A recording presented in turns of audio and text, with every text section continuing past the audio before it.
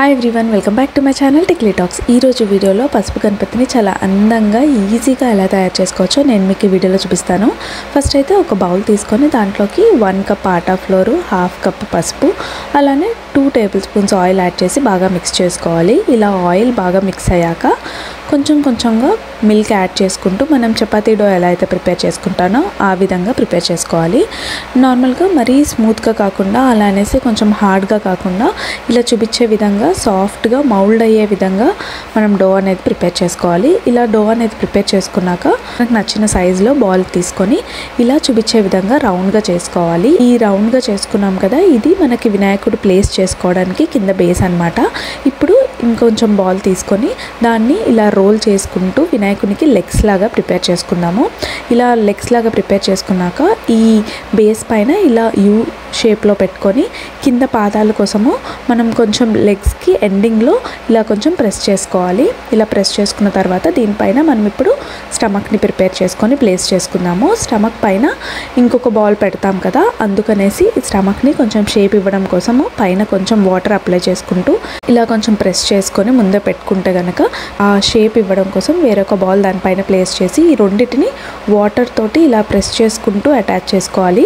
ఇలా రెండింటిని అటాచ్ చేసుకున్నాక మనం ఇప్పుడు వినాయకునికి హ్యాండ్స్ ప్రిపేర్ చేసుకుందాము.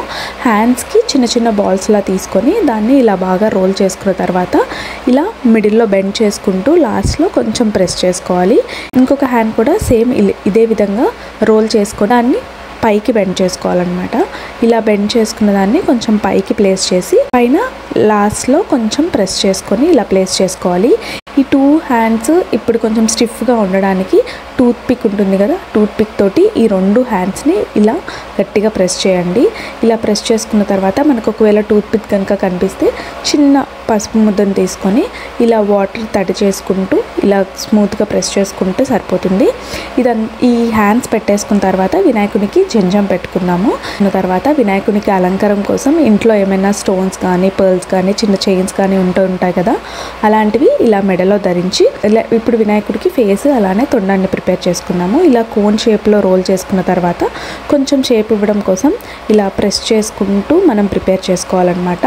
మీకు ఎక్కడైనా కొంచెం క్రాక్స్ లాగా అలా అనిపిస్తే కొంచెం వాటర్ యాడ్ చేసుకుంటూ ఇలా స్మూత్గా ప్రెస్ చేసుకోండి.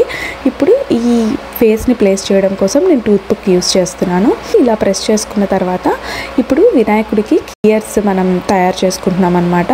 చూపించే విధంగా ప్రెస్ చేసుకుంటూ ఇలా ప్రిపేర్ చేసుకున్న తర్వాత ఇయర్స్ని ఫేస్కి అటాచ్ చేయడం కోసము కొంచెం వాటర్ యూస్ చేస్తూ ఇలా ప్రెస్ చేసుకోండి. ఇలా ప్రెస్ చేసుకుంటే మనకి స్మూత్గా వచ్చేస్తాయి, క్రాక్స్ అనేవి లేకుండా.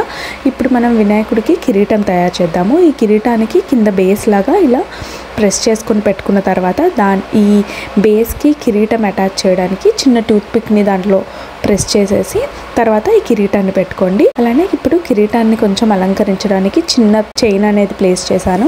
అలానే కిరీటానికి మధ్యలో చిన్న పర్ల్ అనేది ప్లేస్ చేసుకున్నాను. ఇదంతా ప్లేస్ చేసుకున్న తర్వాత కొంచెం ఇయర్స్ బాగా కనిపించడానికి టూత్ పిక్ తోటి ఇలా డిజైన్ లా చేసుకున్న తర్వాత ఐస్ కోసం అనేసి నేను లవంగాలు యూస్ చేసుకున్నాను. అలానే మనకి దంతాల కోసం అనేసి టూత్ పిక్ ని ఒక దంతం కొంచెం చిన్నగా ప్లేస్ చేసి ఇంకొక దంతం కొంచెం పెద్దగా ప్లేస్ చేసుకున్నాను. అలానే వినాయకునికి బొట్టు పెట్టడం కోసం అనేసి నామాల కోసం నేను రైస్ ఉంటుంది కదా మనకి ఇంట్లో బియ్యము, ఆ బియ్యాన్ని యూస్ చేశాను. అలానే మిడిల్ లో కుంకుమ కోసం అనేసి చిన్న పర్ల్స్ ఉంటే నేను ఆ పర్ల్స్ ని యూస్ చేశాను అనమాట. ఇలా వినాయకుడిని బాగా అలంకరించుకున్నాక మనకి ఉండ్రాళ్ళు అనేవి దేవుడికి నైవేద్యంగా సమర్పించుకుంటాం కాబట్టి ఉండ్రాళ్ళు, అలానే వినాయకుడి వాహనం కూడా ప్రిపేర్ చేసుకున్నాను. అలానే ఇంకా వినాయకుడిని కొంచెం అలంకరించడానికి లాస్ట్ లో మనకి తిలకం అలా ఉంటుంది కదా ఇంట్లో, అలానే హ్యాండ్ పైన కొంచెం స్వస్తిక్ లాగా పెట్టుకుంటే ఈజీగా సింపుల్ గా పసుపు గణపతి అయితే చేసేసుకున్నాము. ఇవే కాకుండా ఈ వినాయక చవితికి చాలా సింపుల్ గా ఈజీగా ప్రిపేర్ చేసుకునే నైవేద్యాల వీడియోస్ నా ఛానల్లో ఉన్నాయి. వాటి లింక్స్ నేను కింద డిస్క్రిప్షన్ లో పోస్ట్ చేస్తున్నాను, వెళ్ళి చెక్అవుట్ చేయండి. ఈ వీడియో కనుక మీకు నచ్చినట్టయితే లైక్ చేయండి, షేర్ చేయండి. ఇంకా ఇంట్రెస్టింగ్ వీడియోస్ కోసం please do subscribe to my channel. Thank you for watching.